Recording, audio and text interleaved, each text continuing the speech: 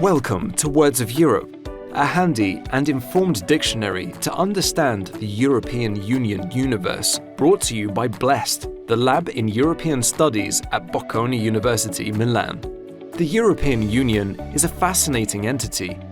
It is populated with challenges and animated by efforts to keep the political and the legal unity of a diverse group of peoples and states, often in times of global challenges.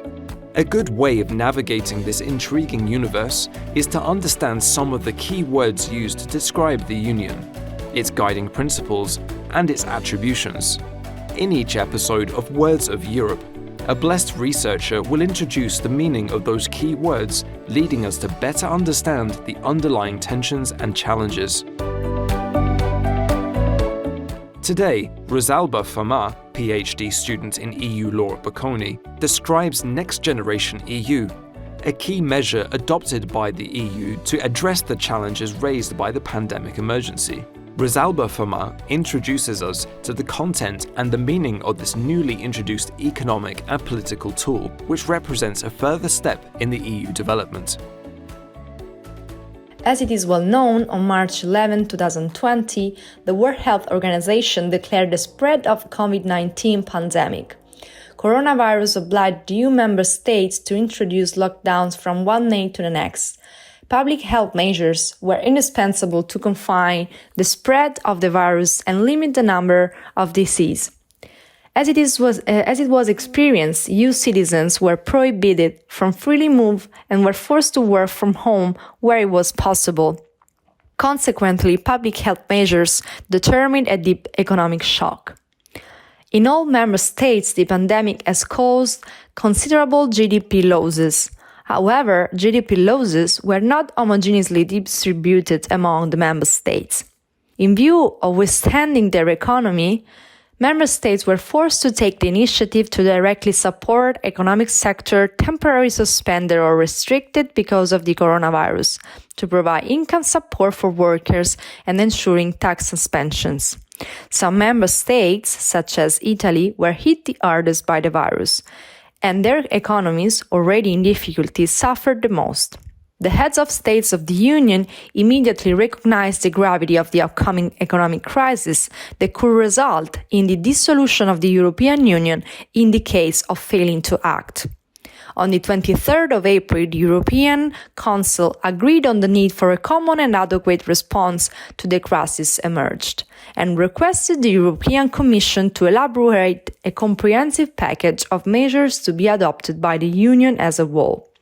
In order to face the economic downturn and avoid a deep recession caused by COVID-19, in May 2020, the European Commission proposed the adoption of a package composed of 3 different legal instruments, termed Next Generation EU or Recovery Plan.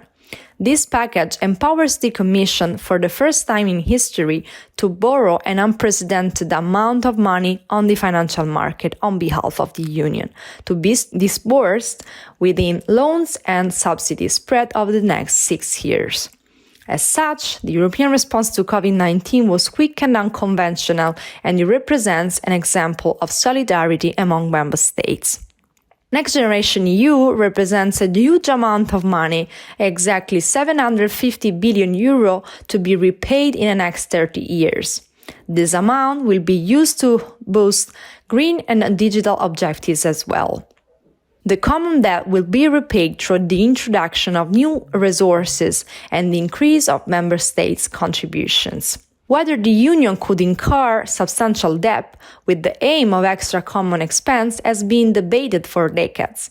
In fact, as it was argued, according to Article 310 of the Treaty on the Functioning of the European Union, this article was interpreted as prohibiting the EU from borrowing capitals on financial markets to finance its expenditure in any circumstances.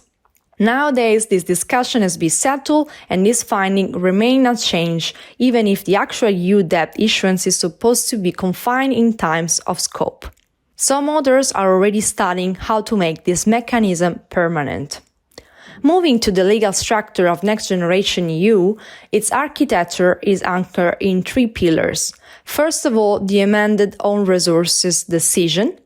Second, the regulation establishes the recovery instrument.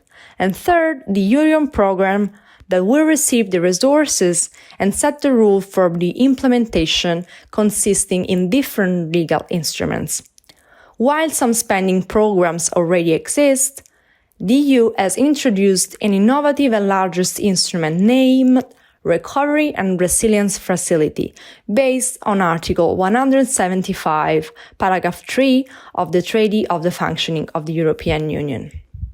In order to receive the money, Member States were requested to draft their national recovery and resilience plans to illustrate their structural reform plan and how the EU money will be used to boost their economies in the next years.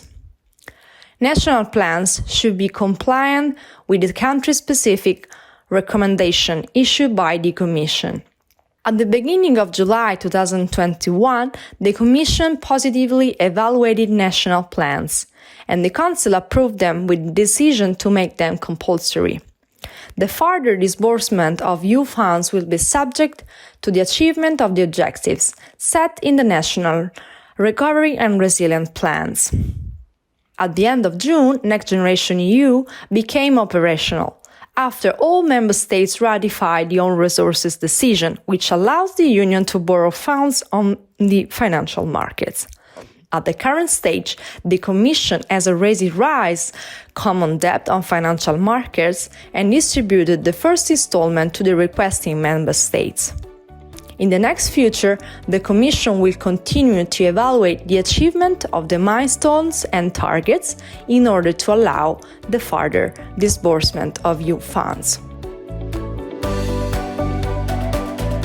This was Words of Europe, a podcast about the key words that describe Europe from Blest, the lab in European Studies of Bocconi University, Milan.